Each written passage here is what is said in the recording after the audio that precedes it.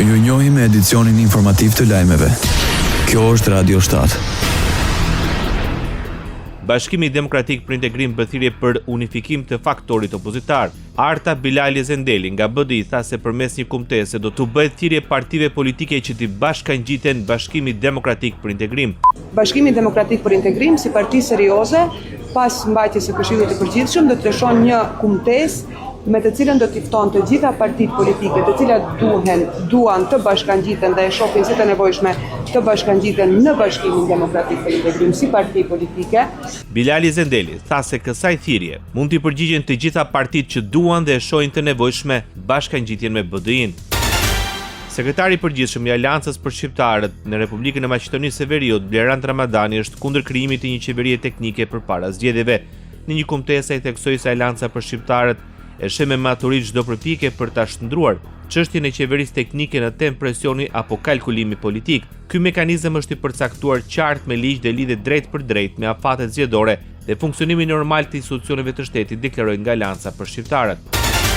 Ambasada e Shteteve të Bashkuara të Amerikës në Prishtinë bëri të ditur se është e gatshme të forcojë partneritetin me qeverinë e ardhshme të Kosovës dhe të rifillojë dialogun strategjik mes dy vendeve. Në një përgjigje për Radio Europa Lirë, ambasada theksoi se realizimi i këtij synimi do të kërkojë veprime nga qeveria e Kosovës, të cilat çojnë përpara agjendën e përbashkët për paqe dhe stabilitet rajonal, si dhe për prosperitetin e ndërsjellët ekonomik.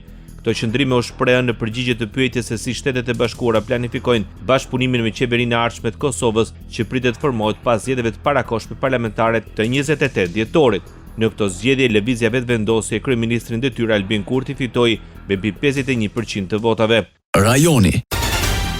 Presidenti amerikan Donald Trump paralajmëroi se Shtetet e Bashkuara të Amerikës do të ndërmarrin masa shumë të forta nëse autoritetet iraniane fillojnë të ekzekutojnë protestuesit antiqeveritar të arrestuar gjatë protestave masive që kanë përfshirë vendin në javët e fundit. Deklarata e Trump vjen në një kohë kur numri të vdekurve nga përleshje midis forcave të sigurisë dhe protestuesve ka tejkaluar 2500.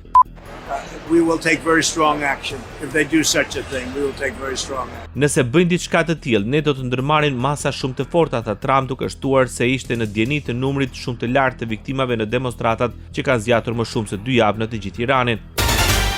Ministri iranian i mbrojtjes Aziz Nafiz Zardeh paralajmëroi të mërkurën se vendi i tij do të sulmojë bazat amerikane në rajon nëse Shtetet e Bashkuara nisin një ofensiv kundër kombit persian.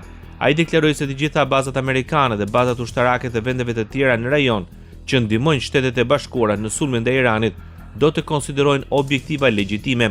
Përgjigjja e Iranit do të jetë e dhimbshme për armiqtë e tij nëse Irani sulmohet, paralajmëroi Ministria e Jashtëm iranian.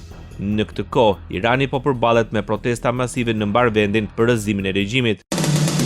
Ndoqët lajmet shkurt në Radio 7, zëri pozitiv i qytetit.